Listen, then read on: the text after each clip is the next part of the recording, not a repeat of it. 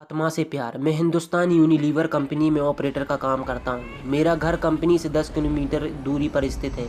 मेरे पास एक बाइक है जिससे मैं अपने घर से कंपनी और कंपनी से घर का सफ़र पूरा करता हूँ। एक दिन ऑफिस से घर जा रहा था तो रास्ते में मुझे मेरे कॉलेज जिसमें मैंने अपनी ग्रेजुएशन पूरी की थी के बाहर एक लड़की दिखाई दी जो मुझे देखकर मुस्कुरा रही थी। मैंने उसे टालते हुए मैं अपने घर की ओर निकल पड़ा। दूसरे दिन फिर वही लड़की मुझे उसी जगह पर दिखाई दी। वो भी मुस्कुरा रही थी और मैं भी मुस्कुराता हुआ निकल पड़ा।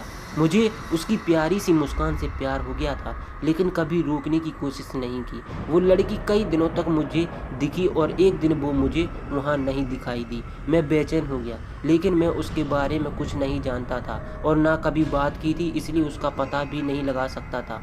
मैं कई दिनों तक उस लड़की के नहीं दिखने से बेचैन रहा। कई बार तो मैं कंपनी से जल्दी निकलकर उसका इंतज़ार भी करता, पर वो मुझे नहीं दिखी।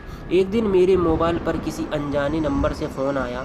मैंने फ़ोन उठाया तो एक लड़की बोली। उसने मेरा नाम पूछा और वो मुझसे बात करने लगी और बताया कि मैं वही लड़की हूँ जिसे तुम रोज़ बाइक से गुजरते हुए देखा करते थे। मैं अचंभित रह गया था कि इसके पास मेरा नंबर कैसे आया और ये मेरे से क्यों बात कर रही है। लेकिन उसकी मीठी बातों में इतना खो गया कि ये सब बातें भूल गया। एक दिन उसने मुझे कॉलेज के बाहर मिलने के लिए बुलाया। मैं और मेरा दोस्त हम दोनों बाइक पर उससे मिलने को गए, क्योंकि कभी भी लड़की से अकेले नहीं मिला था तो घबरा रहा था। मैं और मेरा दोस्त हम दोनों बाइक पर उससे मिलने को गए, क्योंकि कभी भी लड़की से अकेले नहीं मिला था तो घबरा रहा था। मैं और मेरा दोस्त जैसे ही कॉलेज के बाहर पहुंचे तो वहां वो लड़की कहीं पर दिखाई नहीं दी।